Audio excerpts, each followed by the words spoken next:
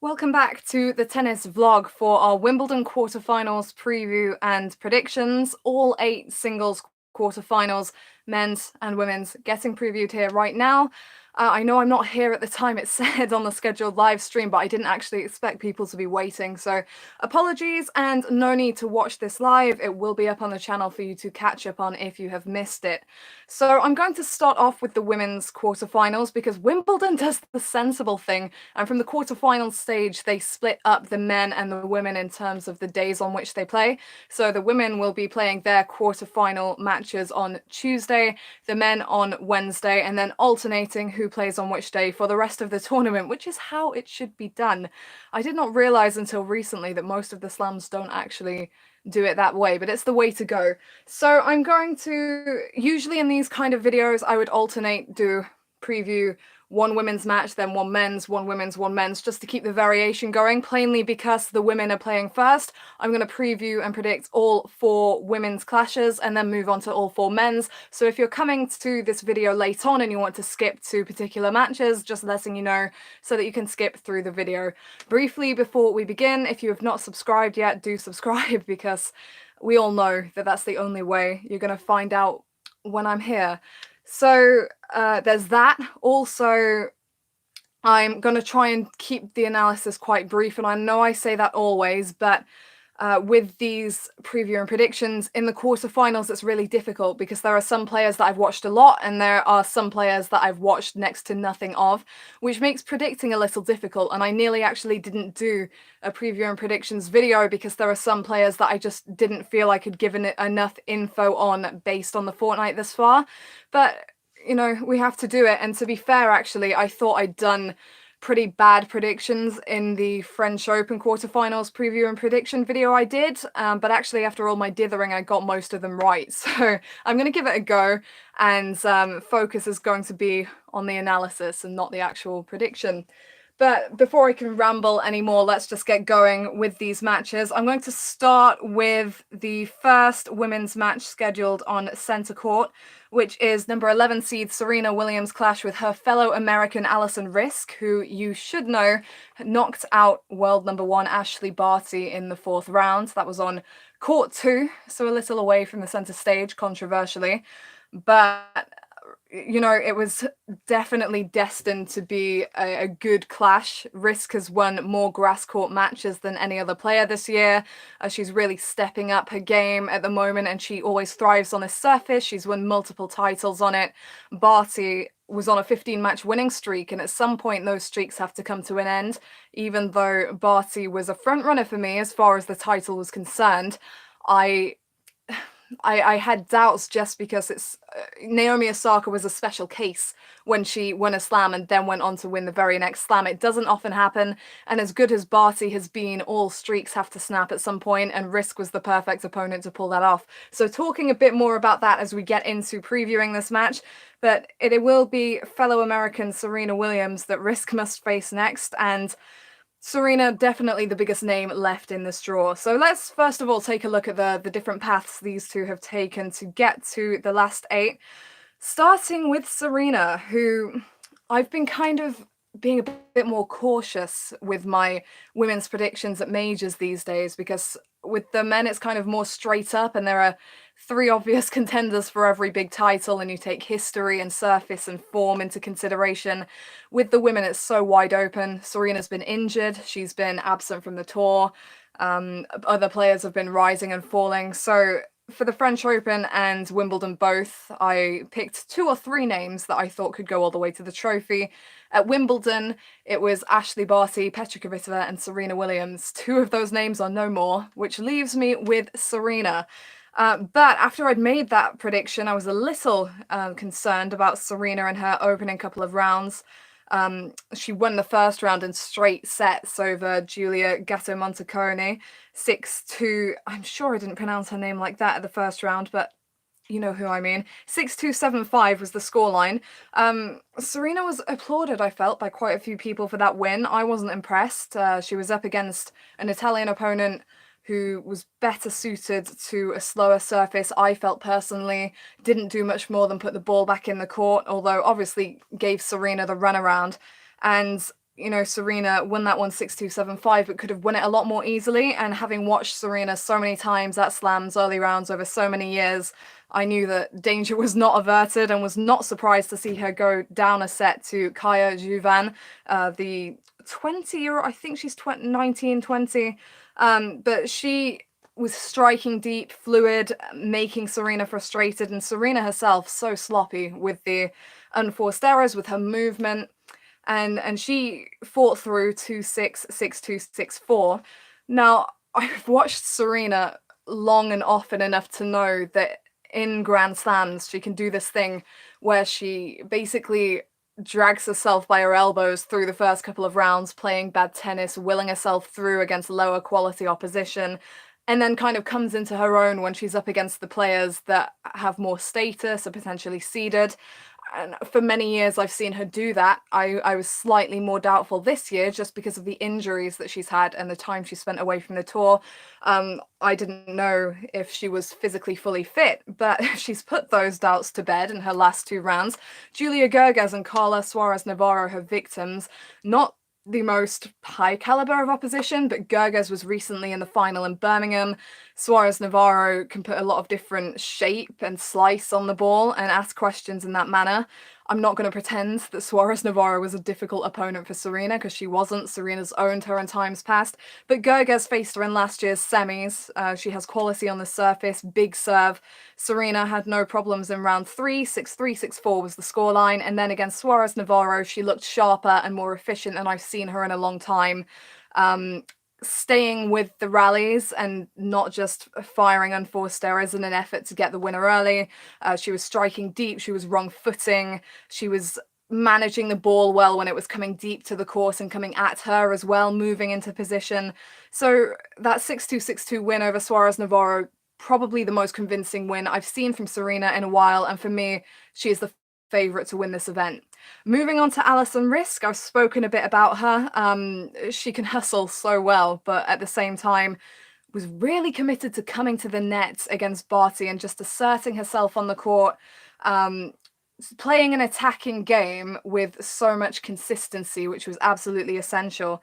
Riske has had to fight through all of her matches, actually. She's won them all in 3 sets, but she's had a tough draw right from the get-go. She faced Donna Vekic in the first round. Vekic, a finalist in Nottingham, a former finalist in Birmingham. She values grass as her best surface. She's got slick shots. She can mix it up. She uses the drop shot effectively. And she was 4-1 up in that deciding set. Riske was on the brink of an early exit, but came from a set down and from the 4-1 deficit down in that first match to come through 3-6, 6-3, 7-5. Sorry for constantly looking down. I just have the scores here. It's easier. It saves me just thinking on the spot. Ivana Jorovic, who's another young player, a Serbian, also gave us some trouble in the second round, but again, Riske fought through 6-2, 6-7, 9-7 in the third, so one of the longest matches of the fortnight. Belinda Bencic, I mean, the more I look at it, the more I realise the deficits Riske has come back from. Actually, her win over Barty was the most comprehensive win she's had all tournament. I was watching the Bencic match, and Bencic had that on a racket. She was Bencic is a player that's been to the top 10 so early in her career, but been stalled by injuries, is coming back, has looked in great form at times this year. But Bencic also can go to pieces mentally when something goes awry. I think I mentioned in a previous video there was a specific shot of Bencic's that I recall. I think she was 3-love up in the deciding set. She had a point for the double break, missed a casual cross-court backhand, and I just wrote it down because I thought, oh, significant there, because if Riske holds serve, often it's the case, there's a pattern on the women's tour where if someone holds serve saving break points, the other player is then under pressure and often ends up dropping serve, which is what happened, and Riske won 6 of the next 7 games to come through over Bencic, 4-6, 6-4, 6-4. So another danger averted. And then against Barty, I was just so impressed by that. I'm not sure if I would have outright predicted Riske to get the upset, but she certainly has the form, the quality, and she came out with a very clear game plan: get up to that net, dig deep in the court, and what she was doing especially well was keeping Barty right behind the baseline. She was making her move, she was putting her on the back foot. That automatically enabled her to come forward to the net and assert herself there. She was dropping the volleys short, making Barty have to run. Often Barty wasn't getting up there in time, and Barty's first serve just wasn't there when she needed it at the back end of the match. Risk crushed a couple of second serve returns, and she had the opportunity to serve out the match, which she did efficiently. So 3-6, 6-2, 6-3, Barty out, Risk through into a maiden meeting actually with Serena, which is interesting because both of them have been around for a fair while. Risk is how old now? 29. So both of them quite far on in their careers, but as far as I'm aware, haven't faced off in a match that's been recorded anyhow. At the same time, both of them probably know each other's games quite well. I mean, Serena is the most famous female tennis player, and Risk has played Fed Cup with her, moving in the same circles. They've had quite a bit to do with each other, so Serena will be aware of Risk's game style, even if it's not something she's necessarily faced before. What can I say of this match? Risk obviously has the potential to frustrate Serena, because what she does is she's so consistent in the rallies, and it's not just a pushing consistency of throwing the ball back in. She does it with real depth as well, not just getting the ball back, but doing it with interest. And that's the sort of thing that could really get to Serena's head and really annoy her. So there's real potential there for Risk, but at the same time have to look at the fact that Risk has struggled in all her matches to date, which may be a benefit against Serena if it becomes a close clash, which is what Risk will be looking to make it. She is by far the lower ranked player. But also, you know, it could be the case that she's tiring a bit. I mean, we're getting into the second week of the Slam now. She's played a lot of tennis over the past few weeks on grass courts. Serena, meanwhile, pretty fresh actually at Wimbledon because she's had this break. It can be a positive for Serena that she hasn't played so much, because she's reserving energy for when it matters. Haven't had to play. She's only played one mixed doubles match so far as well, which is probably a relief for Serena. I mean, I know she's looking for the extra matches there, but the further she goes into the singles tournament, the less extra matches she's going to want to play to conserve her energy. So just to keep this one nice and short, because we're already about 12 minutes into this video, I'm predicting Serena to win. Risk will have chances, and I do think she can get in Serena's head, but given that Serena came through those two pretty messy first round encounters and then got going against the seeded players, I don't think she will let Risk, especially Risk as a fellow American whose game she's aware of and knows, I don't think she'll let her get in there. So I'm going to say Serena to win. I can see it being 3 sets, but I'm going to say Serena Williams to win this one in straight sets. Thank you for everyone who's here watching live. If you have differing opinions to me, then feel free to send them into the chat, and I'll take a glance over from time to time. So that's the first match down. You can get rid of those tabs as well so my laptop doesn't crash. Simona Halep versus Schwa Zhang. All the potential for this one to be a bit of a battle, not gonna lie. Halep, the number 7 seed, has faced some high quality opposition, to be fair, so far, given that she's not actually faced a seeded player, which is, I'd say it's unusual going into a quarterfinals, but nothing's unusual on the WTA at the moment, so fair play. Zhang has upset 1 or 2 to make this stage, 2 wins over seeds even under her belt. I'm sorry, you can tell I'm tired, it's just that point of the tournament, and it's late as well. It's late in Britain, so apologies. Let's start with Schwa Zhang, who, of all the players in the quarterfinals, is probably one of the ones I've watched least. I've seen handfuls of points here and there, but I'm not going to lie, that's pretty much it. Came through against Caroline Garcia in the first round pretty straightforwardly, 6-4, 6-love. And as far as I'm aware as well, Zhang I don't think had won a singles match at Wimbledon before. She's quite the one for making surprise runs. When she reached the quarterfinals of the Australian Open in, I think, 2016, she'd gone 0 wins to 14 losses at Grand Slams. So these kind of records don't intimidate her. She's obviously confident in her game and herself. 30 years old, getting her best results, all credit to her. So 6-4, 6 love over Caroline Garcia, who won the title in Nottingham in impressive fashion over Donna Vekic in the final. It was a real battle and high quality tennis. But Shang making light work of Garcia there. Yanina Wickmayer, former Grand Slam semi-finalist, but not in the form she once was. She's been playing at ITF level quite a bit, working her way back, but a pretty straightforward win for Shang, 6-3, 6-2. Caroline Wozniacki, the number 14 seed. I'm not going to lie, I kind of expected Wozniacki to go out there. She's never been beyond the 4th round at Wimbledon, and when you've been around and at the top of the game for as long as Wozniacki, you just start to think that however good her draw is, something is going to happen to stop her. And that something this year was Shang, and she won 6-4, 6-2. And so she hadn't dropped a set going into her match with Diane Yastrzemski. Now, for me, Yastrzemski had such a big opportunity in the 4th round match because she's young, she's a teenager, but with other stories that were going on during the tournament, she was kind of flying under the radar. She has a game that fits well to grass, flat, powerful, can mix it up too. And for me, it was kind of Yastrzemski's quarter-final to make, really. So I'd say despite the fact both of these were unseeded, a bit of pressure on Yastrzemski. She did take the middle set 6-1, but it was Shang who ultimately came out on top 6-4, 1-6, 6-2.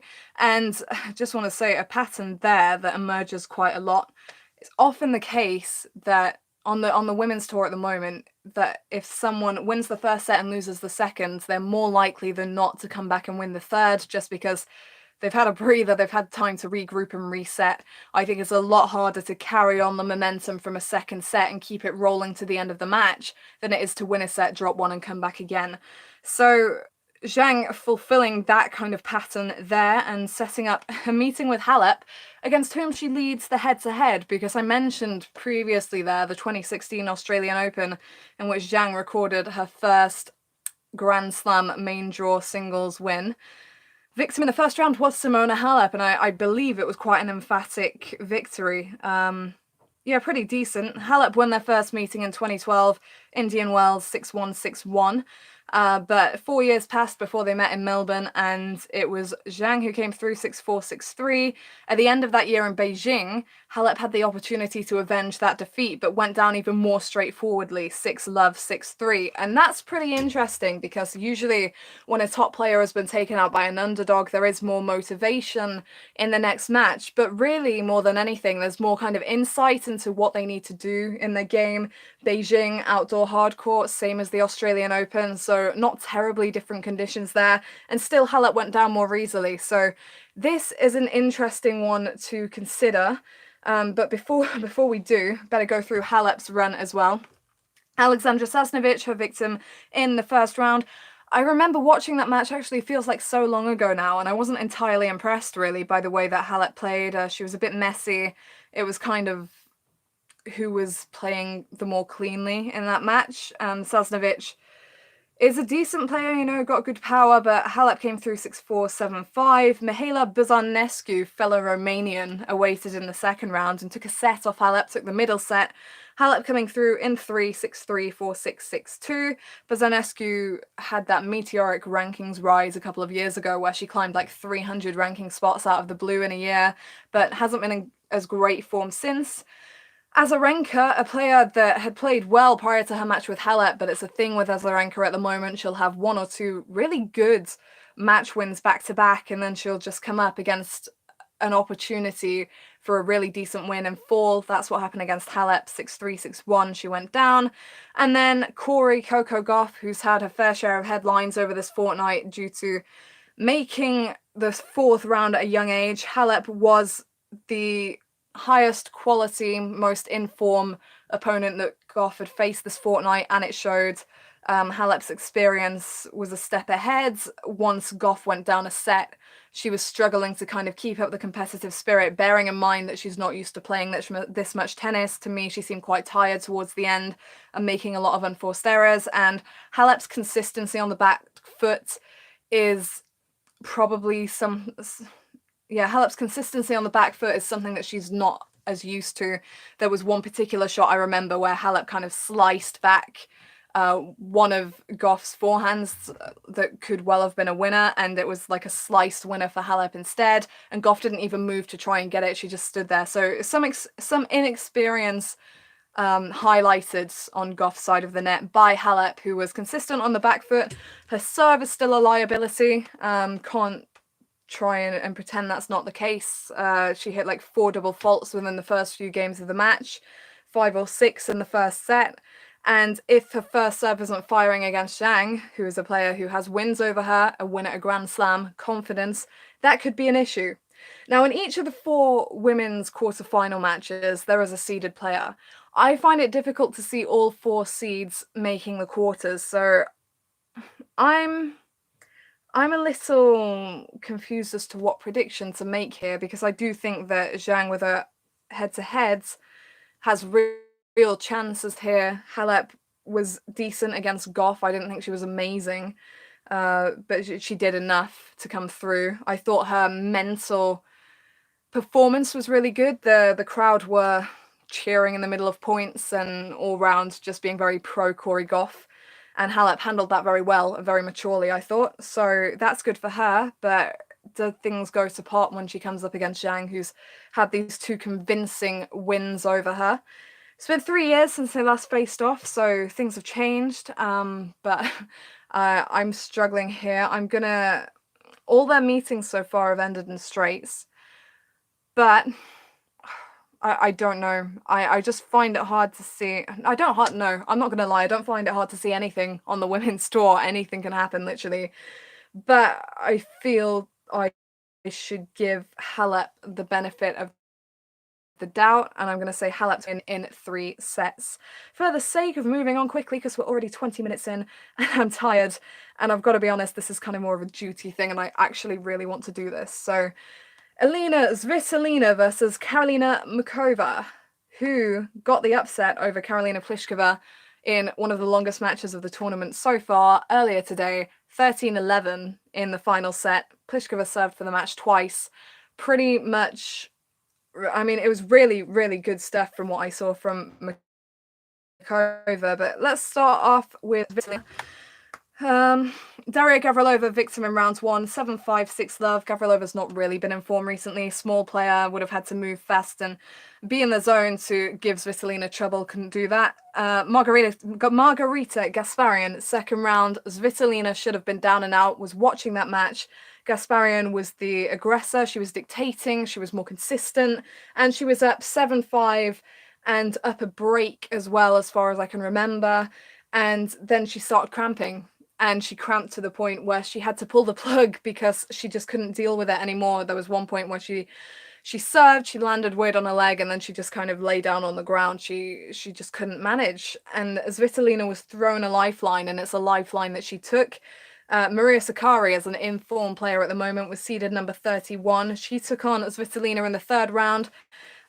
Some long baseline rallies and exchanges, and both players trying to move forwards, but Svitolina coming through 6-3, 6-7, 6-2. And then Petra Martic, the French Open semi-finalist, had done well, I think, to make the 4th round here, because she wasn't a massive pick to make the French Open semis, and then to come here, very different surface, and perform well at a Grand Slam again. Decent from her, but Svitolina looking more impressive in that 4th round win, 6-4, 6-2. And then comes up to face Karolina Micawber, who I believe is the world number 68, so one of the lowest ranked players to reach this stage. She hadn't dropped a set before her meeting with Pliskova, beat Alexandra Krunic, Madison Brengel, and Annette Kontaveit, who was the number 20 seed, 7-5, 6-2, 6-3, 6-4, and 7-6, 6-3. So would have been riding a wave of confidence coming into face Pliskova. For those that don't know much about Micawber, she's 22 years old, 68 is a career high ranking, and she doesn't have a conventional game. She's slicing a lot. She's got great touch and likes to move her opponents around, which is the sort of game style that Pliskova hates. I believe it was Martic that Pliskova lost to at the French Open.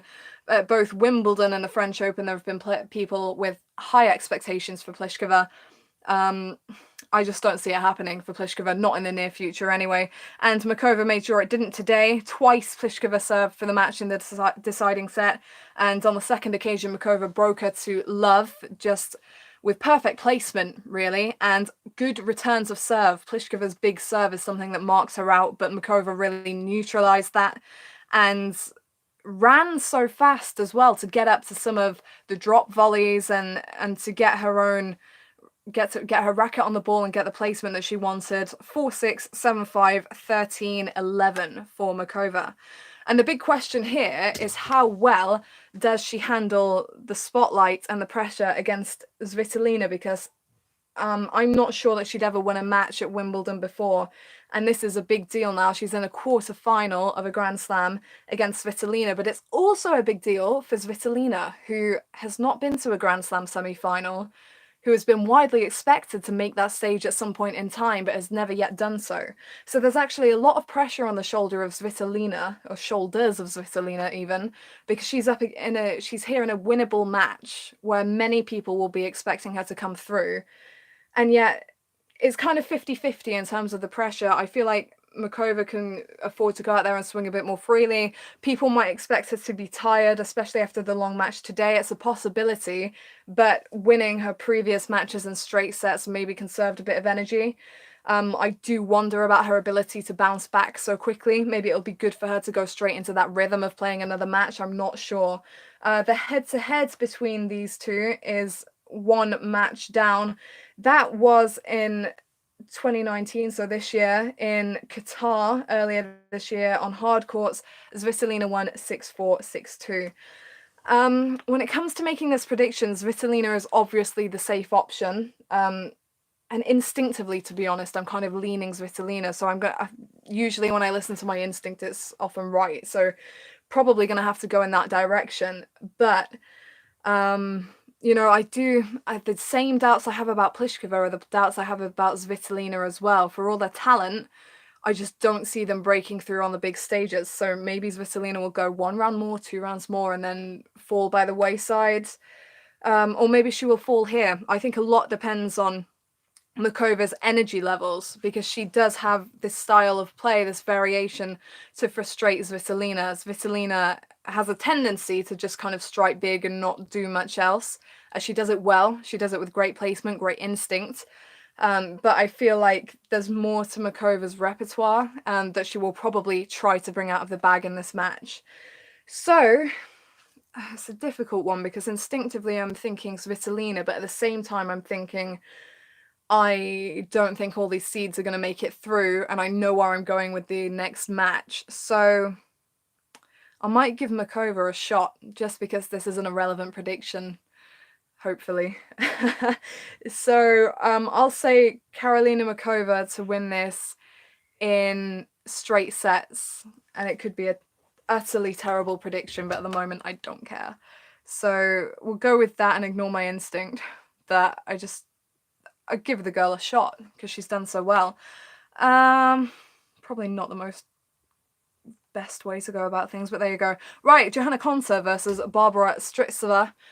At one point, I was pretty sure that Kvitova would be in this lineup, but she's not. One of my title contenders knocked out by Konta in a 3-set match. And to be fair, she did hit quite a few unforced errors, but at the end of that match, Kvitova's had a positive winners to unforced errors differential, which isn't something I particularly expected. I thought if Kvitova was to go out, she'd make a lot of unforced errors, would far outnumber her winners with unforced errors, because that's how Kvitova tends to go. The vast majority of the time, she has the match on her racket, and it's about players being able to move her around and make her overhit, but sometimes her just kind of losing the plot herself. Kvitova had been looking really secure. She played 3 decent opponents in the opening 3 rounds and won all of her matches in straights. I feel that do you know what? I'll tell you what I feel about how Konta played against her after I've looked at Konta's path to date. So Konta, semi-finalist at the French Open, didn't have a great warm-up to Wimbledon, but is producing some of her best now. Beat Anna Bogdan 7-5, 6-2 in the first round. Not the hardest opponent, not going to lie. Siniakova in the second round, Katerina Siniakova, who plays with a lot of variety, doubles player. Was doubles world number 1 at one point recently. I'm not sure if she still is, but 6-3, 6-4 for Konta. Stevens had her opportunities, Sloane Stevens against Konta, but then lost to her for the 4th time this year. Konta coming through 3-6, 6-4, 6-1. Stevens and Konta are 2 players I feel can actually play quite similarly, play with a decent amount of heavy topspin from the baseline, on their day can rip with good firepower, especially off the forehand wing, but essentially solid off both the forehand and the backhand. And their use of placement in the corners opens up the way for them to move forward and finish off. And Konta just having the edge there in terms of consistency and coming through quite comprehensively at the end. And I think what Konta did quite well against Kvitova was just mix things up. She was coming to the net, she was drop volleying, she was making Kvitova move and putting her out of position. And obviously Kvitova had chances in that. There were some long games at the beginning of the second set and the third set, and they all went Konta's way. And she came through, knocking off the number 6 seed, 4-6, 6-2, 6-4. Unquestionably the best win of Konta's tournament so far. Yeah, I'm so tired. Moving on to Strycova. Beat Lucia Sorrento, the number 32 seed, 6-3, 6-2 in the first round. Now, quickly to mention about Strycova, she's not seeded, but she has the ability to be seeded. She's been higher in the rankings than she is now. She's been really high in doubles. She's been world number 16 in singles. She's over the past few years, she's kind of become a renowned giant slayer. She's knocked off so many of the big names in the sport, and she hits with a good amount of topspin, but also good touch as well, drop shot, slice, that kind of thing. 6-2, 6-3, 6-2 in the first round over Sorrento, who is the number 32 seed. As I've said, good draw for her, given that she's not seeded. Nice for her to have that seed in her section, not the most threatening of seeds, not gonna lie, to knock off early on. Lara Siegemund was her second round opponent. Siegemund came past British wildcard Katie Swan, I believe, in the first round. Siegemund better suited to clay, really is a force on clay, and can produce all kinds of great stuff. But Strycova coming through 6-3, 7-5. I literally can't remember the last time I felt this exhausted during a stream, sorry. 6-3, 7-5 for Strycova. Third round, Kiki Bertens, the number 4 seed. Again, a player here who's vastly talented but better suited to the surface of clay. So far here, I feel like Strycova's had quite a good draw, really, considering that she's not seeded. Siegemund's better suited to clay. Bertens, however well, she's managed to transfer her clay court form to hard. Grass still not her happiest hunting ground, and a 7-5, 6-1 upset for Strycova there. That wasn't all that surprising, given that Strycova has done well consistently on grass over the years, particularly in Birmingham. And then, oh man, her most recent victory over Elise Mertens, the number 21 seed. So that's 3 seeds she's knocked off now. This one was her first 3-set win. 4-6, 7-5, 6-2, and showing good mentality there to actually continue that form from the second set and kind of just keep going really in the match and not need a break, not need to drop off. Mertens, not the most threatening opponent from bits I saw of her this tournament. She'd been struggling at times, but Strycova handling what's been in front of her so far, but I do get the feeling that Konta, with the British crowd behind her, will be a step up. I kind of know where I'm going with this one, but let's have a look at the head-to-head. Strycova's won their only previous meeting. It was in 2017 in Tokyo. If I remember correctly, 2017 is when Konta just started to struggle a bit after she's had a really good year in 2016. 7-5, 7-6 though was the scoreline in Strycova's favour, a close match, and I do see that this one has the potential to be close.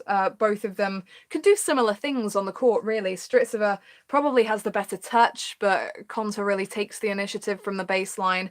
In the form that she's in, she's rounding back into her best form.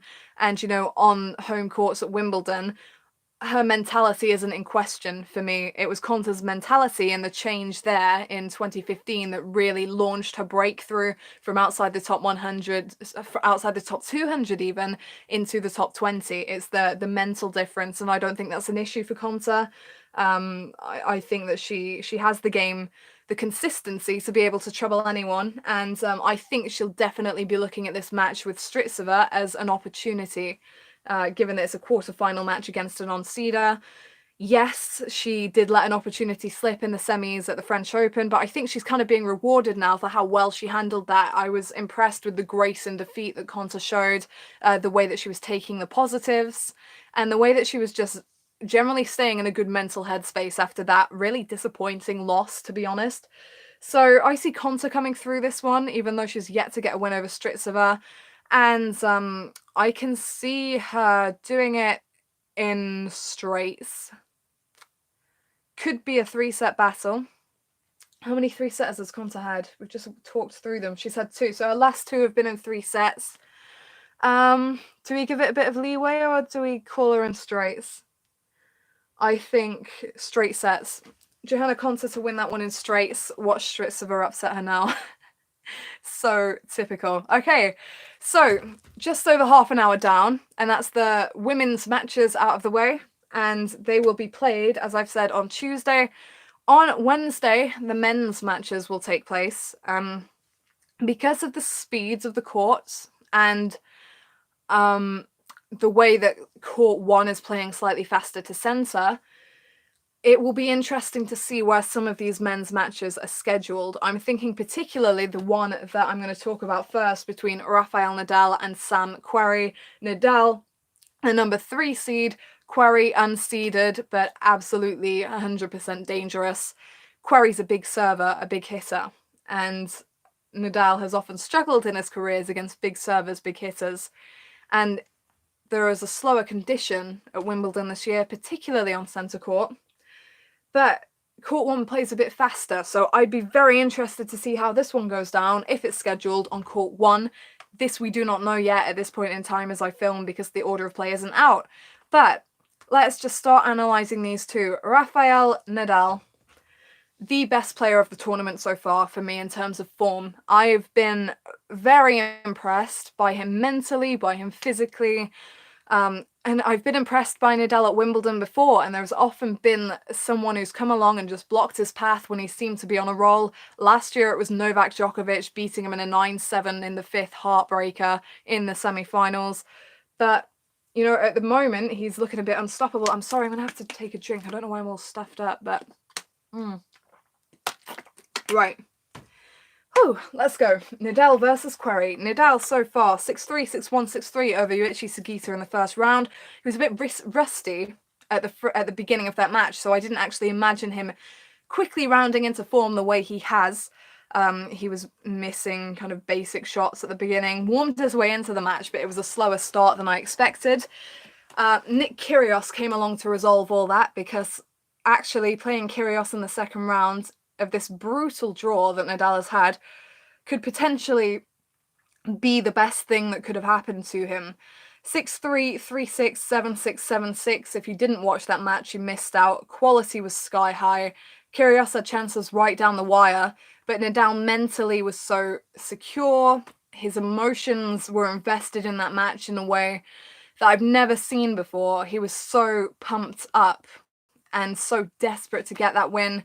He knew going into that match what he was up against, the ways Kyrgios would try and get in his head. He was 100% prepared for that, and he went up and he played his game, and he played incredibly aggressively and really controlling and moving into the court and committing to the game plan even when Kyrgios was nailing some great shots. So that match was the making of Nadal here at Wimbledon, I think, and poor Wilfried Tsonga didn't stand much of a chance. Tsonga, tremendously talented, a winner over Nadal multiple times in the past, but has been injured a lot recently, wasn't in great form, and as he himself said, he just didn't have many openings at all in that match. The most impressive he's ever seen Nadal, and Nadal rolled through 6-2, 6-3, 6-2. First serves firing, forehand firing, net game on point. Not much else to say. He was just pretty dominant in all aspects, and I don't think he certainly wasn't broken. I'm not sure if he even faced a break point in that match. And if Tsonga wasn't going to have a chance against Nadal, then was poor João Sousa, the Portuguese player who's done so well at this tournament. He'd taken out, I think, Marin Cilic in the second round. I might have that wrong. But, you know, he's got a great game, Sousa, and he's having his Sousa, I say it differently every time. He's been having some of his best results this year, imposing himself, using the slice, covering the court. But Nadal threw 6-2, 6-2, 6-2. Nadal ridiculously impressive. There was one point, I can't remember which set it was, I think it was potentially the second set. Back end, he hit a 1-2 punch off the forehand at the speed of light, and then did another one with a 1-2 punch, finishing with the backhand, and that just kind of sums up the I can't even talk anymore, sorry. The absolute blaze of ferocity that is Rafael Nadal at Wimbledon. He's on top of the baseline, he's aggressive, he's asserting himself, and he's just, even on the back foot, he's turning it around and getting the placement. He's just so businesslike and so efficient, and not really giving his opponents a look in. Sam Querrey is going to be the man that tries to change that. I've had my eye on Querrey since round one. I think I've watched at least part of every match that he's played, and I've had my eye on Querrey for Andy Murray in the quarterfinals in, I think, 2017. So he's no stranger to a big upset here, and I would definitely be giving him chances against Nadal. As impressive as Nadal has been, like I say, he's always in stunning form, and then something steps up to stop him. So not necessarily, I mean, Nadal's gone higher up for me now in kind of contenders for the actual title. I can see him taking it, but you can't look at history and think that he's safe, because there have been times when he's looked safe and he hasn't been. Dominic Thiem was the first round victim for Querrey. Nightmare draw for Thiem. Grass not his best surface, although he's done well on it before. And he's up against big serving Sam Querrey, who's quickly rounding into form. I think he made the final in Eastbourne the week prior to this event. 6-7, 7-6, 6-3, 6-love for Querrey, finishing off quickly. The 1-2 punch working really well for him. He's coming to the net, and I didn't see much of his 6-3, 6-2, 6-3 second round victory over Andrei Rublev, but sorry. I saw most of his third round win over John Millman, and Millman, no pushover, no slouch at all. He'd not dropped a set prior to that match. He was getting the ball deep, he was playing with real ferocity on the forehand, and he himself firing 1-2 punches coming to the net. And it was a real battle of who could assert themselves more quickly between Querrey and Millman. And it was Querrey whose serve was just there in the big moments, and he wasn't missing from the net. 7-6, 7-6, 6-3. And then a few more tiebreak victories as well in his win over Tennis Sandgren, fellow American, 6-4, 6-7, 7-6, 7-6. So of the 7 tiebreaks that he's played, Querrey has won 5, which is not too, have I got that right? 1, 2, 3, 4, 5. Yeah, not too shabby a record to take into a clash with Nadal, where tiebreaks may be on the cards. Why is this turned off? I need this on, sorry, to actually ensure that the stream is still running, because otherwise it might crash and I wouldn't have a clue. So, can we get by without it? Probably not. So, Nadal versus Querrey. Nadal has lost to Querrey before, and even though Nadal's in the best form of anyone at Wimbledon, it wouldn't be a massive shock to see him go out. I feel like people kind of become too secure with the big three at the moment. Yeah, they're doing incredibly well, and they are the ones to beat physically, mentally, and they're all kind of, I think, competing with each other to see who can come through the most convincingly in the early rounds of the slams. I mean, I don't think they'll be taking much notice of anyone else's progress in the draw, but I'm pretty sure that they'll be taking notice of each other's progress, because they know most likely most of them are going to get to the final rounds. So I think there's a little bit of competition probably going on there. I'm going to have to reload that. But what was I saying? yeah, you know, Querrey has the tools, the weapons to take down Nadal, as he has done once before. Head-to-head stands at 4-1. Querrey won their most recent meeting, which is the one I remember quite vividly. 2017 Acapulco. Querrey won 6-3, 7-6, so straight sets. Before that, Nadal had won all 4 previous meetings. Several of them were a long time ago, over a decade ago. Wins in 2006, 2008, 2008 again. Davis Cup and US Open. So they've played 2 matches before, the ones in 2008 that were over best of 5 sets. Nadal won both of them in 4 sets, 6-2, 5-7, 7-6, 6-3, and 6-2, 6-7, 6-4, 6-3, 6-4. So Nadal looking pretty decent against him on the whole. They played in Madrid in 2016, clay, so obviously Nadal won 6-4, 6-2. Querrey not a fan of clay.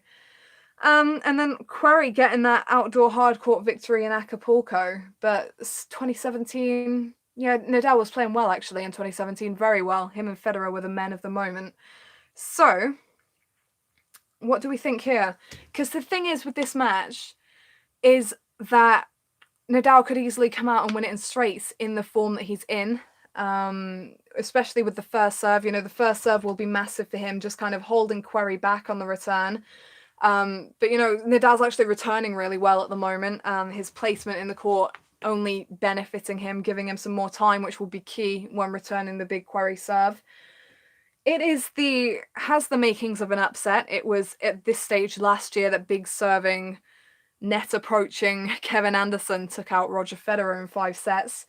But I can't not give Nadal the benefit of the doubt given the form that he's been in. Yeah, I know I've said it. Querrey's been in fantastic form as well, but only one of these guys has won 18 Grand Slam titles. So Querrey, you know, former semi-finalist here, semi-finalist in 2017, been a quarter-finalist before as well. But I'm going to take Nadal here, and I'm going to say Nadal to win this one in 4 sets, just giving Querrey a bit of an opportunity there, maybe even 5, but Nadal in 4. So, 5 down, 3 to go. Roger Federer versus Kei Nishikori.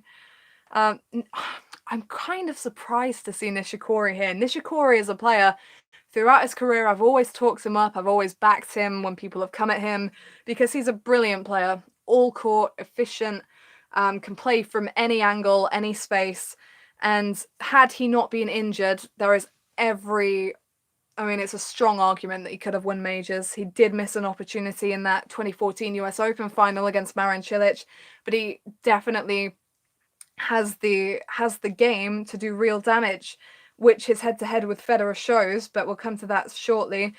Starting with Federer. Federer has not dropped... he has. Yes, he has dropped a set.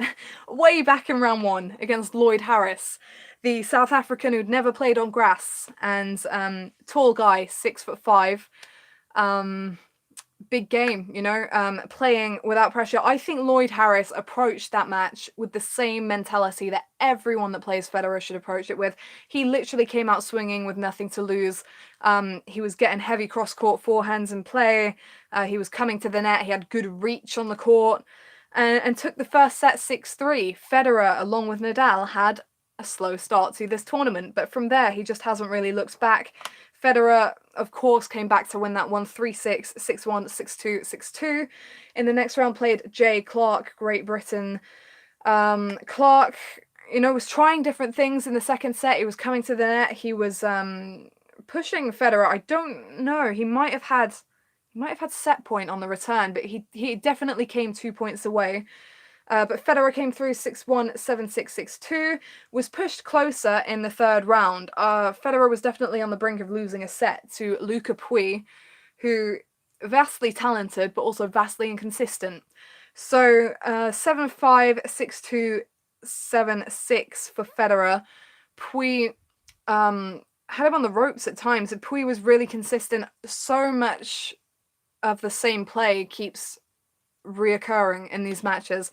To the net. Everyone's coming to the net more and more often. It's becoming more and more of a thing to see all players approaching the net. Maybe it's Federer inspired, because obviously Federer does it all the time anyway. But players maybe taking advantage of the slight slower atmosphere at Wimbledon this year, a lot of them coming forwards, which was what Pui was doing, but both of them engaging in long, deep rallies as well. And actually, I guess it's a good thing for Federer that he could come through in straight sets in that match, where at times he didn't look quite as clinical as he has been, and was pushed. So good mental victory for Federer there before another good win over Matteo Berrettini.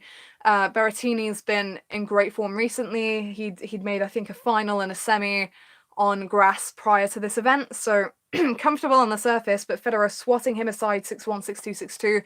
Didn't see much of that match, so I can't really comment on what he did well, but I know that Berrettini's in form, so for Federer to win that comprehensively is a statement.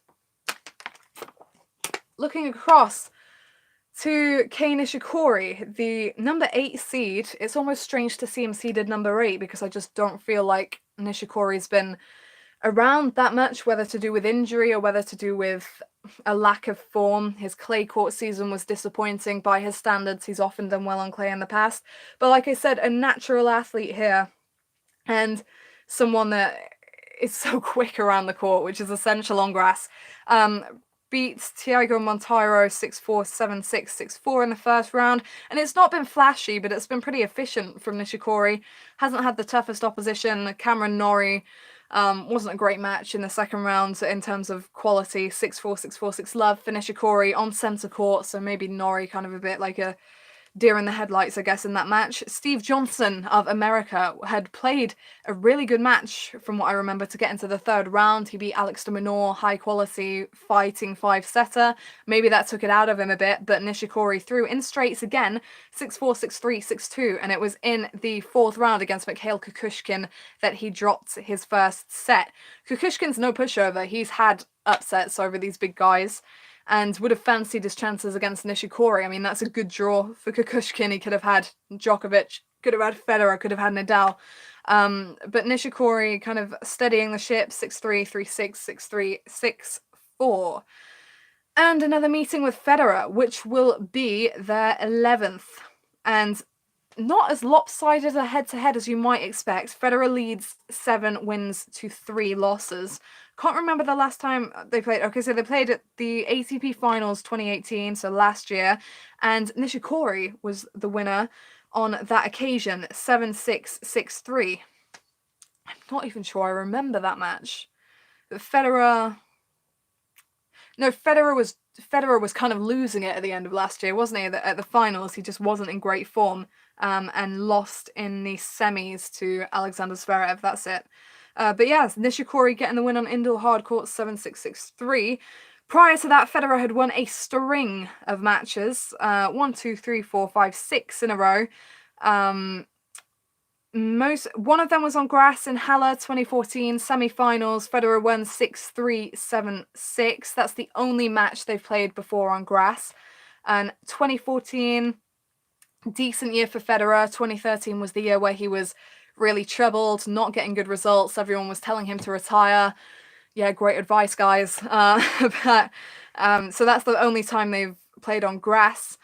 1, 2, 3, 4, 5, 6, 7, 8 meetings on hard. 1, 2, 3, 4. Can't even count at the moment. Yeah, 8 meetings on hard courts. Federer won the first ever meeting in 2011 comprehensively. The wins for Nishikori came right at the beginning of the rivalry, and then their most recent one at the ATP Finals. So the other ones for Nishikori were on clay in Madrid 2013, 6-4, 1-6, 6-2. As I say, Nishikori likes the clay. And Miami 2014 quarterfinals. Where are we now? We're in the quarters, so there you go. 3-6, 7-5, 6-4 for Nishikori. So 2 of Nishikori's 3 wins have come in 3 sets. I'm not taking too much from that ATP Finals victory. Federer was not in a good state, really, in London at the end of a decent season. It just wasn't going well for him. The most recent wins for Federer before that both came in 2018, Paris and Shanghai. Federer won in straights. So I've not watched as much as Nishikori as... Let's try that again. I've not watched as much of Nishikori as I would like this fortnight. I've tried to make an effort to. But, you know, I know his game. I know that he can kind of cover the court. And if Federer's not having his best serving day, there are opportunities to trouble. But, you know, with Nadal playing so well in his half of the draw, with Djokovic waiting on the other side, Federer's not going to want to expend too much energy. Hasn't dropped a set yet, even though he's faced players that are doing well. And you know, while Nishikori has the weapons, I'm not sure I see him beating Federer on the grass courts of Wimbledon. So I am going to predict Roger Federer to win this one. I'm going to take him in straight sets as well. Federer in straights. And we'll just have to see if Nishikori can bring one of his incredible days to the quarters, because we know what he can do when he's on a roll. Right. 6 matches down, 2 to go, and hopefully my throat holds out.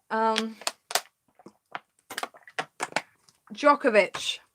Mr. Novak Djokovic, the top seed, who doesn't have much opposition left in his half, to be honest. I mean, all the top seeds from Djokovic's half fell first round. Alexander Zverev, Stefanos Tsitsipas, Kevin Anderson was also in Djokovic's half and went out. You know, everyone that could potentially have been considered a real challenge for him. Even Milos Raonic went out to Guido Pella earlier today. Well, today as I film this, you might be watching it later, hopefully. So, but Djokovic has dropped a set, but otherwise looked pretty efficient. Philip Kohlschreiber in the first round. Great first round draw for Djokovic, actually. I think I've said this before, because Kohlschreiber is deemed a threat. He's one of these guys that's known for pushing the top players, not actually taking them down. He had also beaten Djokovic already this year, earlier in the year, when Djokovic wasn't doing so well, just briefly at the beginning of the clay court season. So great matchup for Djokovic, because everyone's billing it as a potential threat, and Djokovic just kind of steps up and shows that he can manhandle. 6-3, 7-5, 6-3. That got him going, and it would have been a confidence booster as well, given the experience that Kohlschreiber has, and the victory over, a straightforward victory over that name.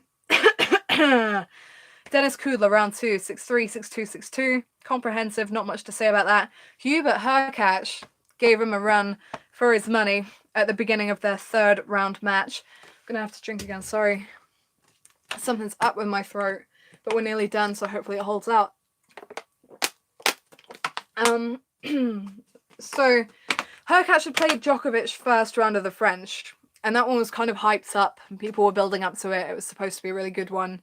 And Hurkacz has been in good form, but it's a nightmare to have to play Djokovic first round of slams, because he just doesn't lose. Hurkacz played some of the best points I've seen all tournament. Instinctive play, great stretch at the net, great control as well. Was playing an attacking, aggressive game and taking it to Djokovic, and staying really consistent in the rallies as well.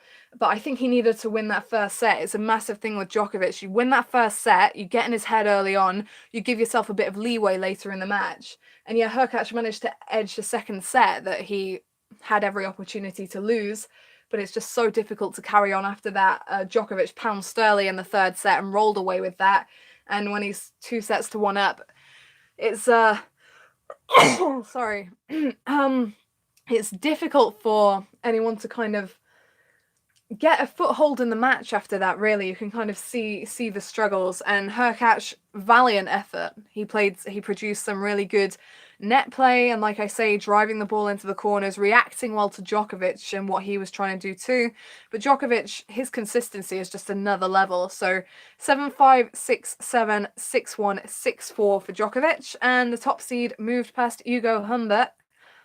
Terrible pronunciation on my part, but the French names I always struggle with. I mean, I'm not going to pronounce them with a heavy French accent, so how do I say them? You know, Joe Wilfred Songa is the easy one, and Gaël Monfils, Gilles Simon, they're the easy ones. But anyway, Djokovic moved through as late as 6-3, 6-2, 6-3 over the young Frenchman.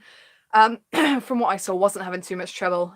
Just too consistent, the staying power, especially when you haven't faced Djokovic before. You just never know what you're up against until you're there on the court, and he's just springing back like an elastic band. He just doesn't go away. And one thing I felt is massive for Djokovic in terms of his game at the moment is the first serve. It's so potent, and when he's getting that first serve in, I mean, Djokovic isn't known for being a big server because he's not the biggest server, but when he gets that first serve in, he's controlling, He's giving himself chances, and he's one of the best returners in the game as well. So all round solid from Djokovic so far.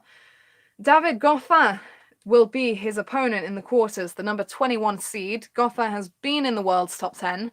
He's knocked off the top players, Roger Federer at the ATP finals in 2017, when he came inches away from the trophy but lost to Grigor Dimitrov. He has had difficulties with injuries over probably the past year or so.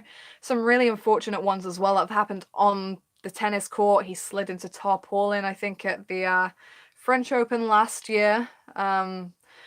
Hit in the eye at one point with a ball or something as well, and it's just been so unfortunate for Goffin in recent times. But he's been having a good Wimbledon, and it's involved taking out a seeded player. In the first round, beat Bradley Clarn 6-4, 6-4, 6-4. Jeremy Chardy 6-2, 6-4, 6-3 in the second round. So comprehensive wins that you would really expect him to get. Then he faced Daniil Medvedev, the number 11 seed, who's been he's really was one of the most consistent I felt at the beginning of the year, stepping it up, but overlooked, underrated as well. He's got a really good serve, Medvedev, and a decent all-round game. Goffin they were kind of trading sets at one point. 4-6, 6-2, 3-6, 6-3, 7-5 was the scoreline. So came through a 5-setter and then came through a 4-setter in his most recent match against Fernando Verdasco, he who can be insane when on song and terrible when not. Gave Goffin a decent fight. The opening tiebreak was 11-9, and it crucially went the way of Goffin. 7-6, 2-6, 6-3, 6-4, and he moved through to set up a meeting with Novak Djokovic. Rattling through this now because it's late. So 5-1 is the head-to-head score in favour of Djokovic. And their most recent meeting came in 2017 on clay. That was the only match won by Goffin. 6-2, 3-6, 7-5. What's important to note about that match in 2017, it was during Djokovic's slump period where he'd won the French Open, and that was it was 2016. He won the French Open. That was the fourth Grand Slam he'd won in a row. He was on a high. Then he got beaten by Querrey at Wimbledon. All spiraled down. People were telling him to retire. This telling people to retire thing never goes very well. Never be one of those people. But yeah, Goffin caught him at a good time, I think, there with that win in the quarterfinal win in Monte Carlo in 3 sets. But before that, it had been all Djokovic's way. First meeting in 2013, most recent meeting prior to Goffin's win in 2017 was at 2016 ATP Finals. Djokovic thrashed him 6-1, 6-2 in the round-robin stage. I'm going to disregard clay court matches for now, because even though the conditions have slowed down at Wimbledon, it's the complete opposite to grass, really. And Djokovic has won all 4 matches they've played that have not been on clay, and 3 of those 4 were in straight sets, and 2 of them, particularly that ATP Finals win and 2013 Cincinnati, were very comprehensive. 6-2, 6-love, and 6-1, 6-2. So, do I see David Goffin beating Djokovic in this match? No. Does he have the potential to? Yes, actually. I remember when he beat Federer in that ATP Finals match, and no one was giving him a chance. And that was when I knew he had real chances, because when players can slip under the radar like that, they can actually go out and swing. And that's what that's what Goffin did from the middle of that match with Federer. Unleashed the forehand. He's got a real potent forehand when it's firing. He's had flashes of real good stuff over the past few months. Took a set off Nadal at the French Open, just by peaking at the back end of a set. It's these kind of big mental pressure moments are not the kind of things to wear him down. So there's potential, he's got a good volley game on him as well. He, like I say, with most of the players that have made it to this stage, he can mix it up. The worst thing you can do against Djokovic is engage in long baseline rallies. He loves it, and he's generally going to be the winner of them. And I think Goffin will realise that and try and be the aggressor. It's all about whether he can execute that game plan with consistency. Do I see Djokovic losing? No. Possible, but no. So, I am going to say Djokovic to win this match. And given that Djokovic has already dropped a set, I'm more inclined to say Djokovic in straights. It's hard to fully tell where Djokovic is at, though, just because he's just not... It's same with Federer, really. They've not faced any big names yet. So it's difficult to see exactly how much they have been tested. Obviously, Hurkacz did push Djokovic a bit, so in a way that might have been enough to kind of tighten any screws, but in another way, that was very much about Hurkacz winning the set, not Djokovic losing it. So it could be exposing some opportunities there for players if they can really execute a good aggressive game against Djokovic. So I'm actually going to give Goffin a bit of a chance, but I'm going to say Djokovic to win in 4 sets in that match. And we're nearly there. 1 match left, and not a match that you would really... Oh, I've just lost all my pages. Not a match that you would really expect to be featured in the Wimbledon quarterfinals, but it is, and one of these 2 players, credit to them, will be in the semis. It's massive stuff on the line, and it's massive stuff for the number 23 seed, Roberto Bautista Agut, and the number 26 seed, Guido Pella. And both of these 2 have had really impressive runs for differing reasons. I know this is the match that's going to get overlooked because it's the only one that doesn't involve a member of the big 3, but this could actually turn out to be a really good battle from what I've seen of both so far. Bautista Agut, yet to drop a set, would you believe it? He's Spanish, so that might automatically make people play him down on grass courts. Bautista Agut, as I told him a couple of weeks ago at Boodles, has played some of the best tennis I've seen this year on the ATP side. At the beginning of this year, I was probably watching more Bautista Agut matches than any other players just because he was consistently going deep at tournaments, getting big wins. I think it's Bautista Agut that's beaten Djokovic twice this year. I'm just going to check myself on that. Yes, it is. And both times he's done it from a set down. So that shows you where he's at physically and mentally. Djokovic has not been in shabby form this year at all. So for him to knock him off twice is big stuff. Hasn't faced a Novak Djokovic at Wimbledon, but he's faced a couple of seeds. And no pushovers, really, here at Wimbledon. Peter Gacauchek of Germany, who stepped it up really last year, the year before, at the back end of his career. First round victim, 6-3, 6-2, 6-3. Steve Darcis, who famously beat Rafael Nadal here in the first round a few years ago. Seems like a very, very distant memory now, but 6-3, 6-2, 4-2 for Bautista Agut before Darcis retired. It's been a bit of a Wimbledon for players retiring at the back end of matches. You know who else did. Karen Khachanov, the number 10 seed, was in decent form. He made a good run at the French Open, beat Del Potro, and has a game really that translates well to all surfaces, with the big serve, with the touch that he has as well, the topspin forehand and the way he can rip the 1-2 punch. I'm surprised that Khachanov did not get a single set off Bautista Agut, but it just goes to credit the attacking, aggressive-minded game that the Spaniards are producing at the moment. 6-3, 7-6, 6-1 there. And then Benoit Paire, the number 28 seed, made a bit of a surprise run to the 4th round. He came to play. Paire is one of those players that's just brilliant on his day, but his days don't happen very often. 6-3, 7-5, 6-2 for Bautista Agut, and that is seriously confidence-boosting stuff. And he's looking at a match that for him, he would expect himself to come through against Guido Pella of Argentina. The Argentinians have not had much grass court practice over the years. You don't grow up playing on grass courts when you're from that area of the globe. And so tremendous credit to this guy. I remember before last year, he was saying his favourite surfaces were clay and hard, and didn't have much experience on grass at all. Knocked off Marin Cilic, who'd made the final the year before.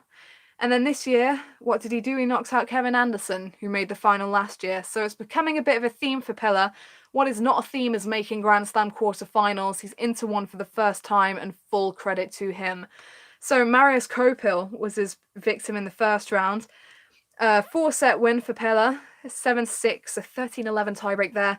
6-7, 6-3, 6-4.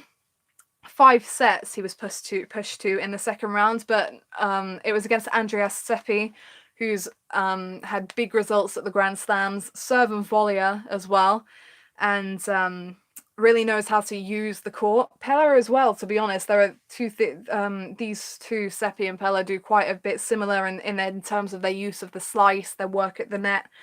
7-4, 7-4. You can't have a 7-4 set. 6-4, 4-6, 4-6, 7-5, 6-1. So he was on the brink in that fourth set, but came through Paire, and that gave him the opportunity to knock off the number 4 seed, Kevin Anderson. 6-4, 6-3, 7-6. Brilliantly played tiebreak by Paire. That was very clinical and some fantastic instinctive play at the net. He's fired up at the moment, and he's riding on the energy. And you can just kind of sense it with the way he's playing. He's very locked into the moment, and that was essential against Milos Raonic, who he came from 2 sets to love down to beat. Raonic, the number 15 seed, former finalist here, but Paire the winner.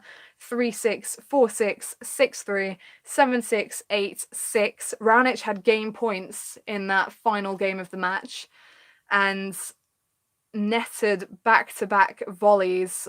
He was trying to serve and volley. He netted back-to-back volleys for Paire to win the match. And Paire there, deep into the match, when you're getting quite tired, it does become very instinctive. He was using the slice nice and low when Raonic was coming to the net to kind of give him less option and give him less height, and just finding the placement that he needed. And I think that Raonic had clear opportunities in that match, but for Paire to be able to deal with that big serve, a guy that's been in form this tournament, and to come from 2 sets to love down, that's no fluke. So credit to Guido Paire and Roberto Bautista Agut. They are going to be the underlooked men in these quarterfinals, but boy, do they deserve to be here. So Paire versus Bautista Agut, the head-to-head stands at 2 wins to love for Bautista Agut. They did play this year in Munich on clay, and it was Bautista Agut who was the winner. 4-6, 6-4, 6 love, so finishing off quickly. Only other meeting came at a Grand Slam. It was the 2017 Australian Open. Bautista Agut winning 6-3, 6-1, 6-1. But you've got to remember that Bautista Agut has been at the top of the game for longer than Paire has. Paire is one of those players who's vastly talented but lacks the consistency of even someone like Bautista Agut, who has been on and off over the years. So there is the possibility that Paire's going to be a bit tired. He's played a lot more tennis than Bautista Agut over the course of this tournament, but they've got an off day with the women playing their quarterfinals the day before. There's time to kind of rest, recuperate a bit, and it has the makings of a good varied match. Bautista Agut, he's playing a really good game from the baseline with offensive shots with his forehand, and really kind of putting the pressure on. Paire, meanwhile, the slice, I think, is probably key for kind of construction in terms of the points here. I think there'll probably be some long rallies. If I'm Paire, I'm kind of looking to serve and volley, or at least kind of make my way up to the net to execute. So that one has the potential to be really interesting, but it's a clear opportunity for Bautista Agut. He's been the less pushed of the two. Would be a great story for Paire to make the semi-finals, but I'm going to back Bautista Agut on this one, and I'm going to say Roberto Bautista Agut to win this match in straight sets? 4 sets. Roberto Bautista Agut to win in 4 sets, and we are done. So there's the quarterfinals previewed and predicted. Apologies if there was a lack of quality throughout this video. I had no pre-match notes. I just got up a load of tabs so I could see the scores. Obviously, there are some players, e.g. Nadal, who I've deeply analysed, that I've watched more than others. So there will be probably some people watching who've seen more of the likes of Schwa Shang than I have, which is cool. Because I can't watch everyone, but they're just kind of my observations that I have based on what I've seen, and based on what I've seen in the past and what I've seen at Wimbledon. Hopefully you found it of interest and worth your time. If you didn't, no need to come back. But thank you very much for taking the time to watch and tune in. Quite a few people watching, which I didn't expect. I'm not sure if I'll be here to preview and predict the semi-finals because on Wednesday evening I'm in London for another episode of the tennis show on Love Sport Radio. That's lovesportradio.com, 7 till 8 p.m. British time if you want to tune in. And yeah, tune in if you want to hear me talking more about Wimbledon. Not that you've heard me enough already, but I'll be there. Ros Setar from Britwatch Sports, Anna Smith, GB doubles player. So thank you for the nice comments. Thank you for tuning in. Hopefully there was something worthwhile here. And we can only wait and see how many of my predictions will be okay-ish and how many will be right off the mark. I'm interested to see how this goes, but for sure there are some matchups there that could turn out to be very interesting, and no matchup should be overlooked. I don't think there's potential in all of them. So thank you very much for watching, and whether it's at the semi-final stage or the final stage that I see you again, I will be back and I'll see you at the next video. So thank you very much and see you next time.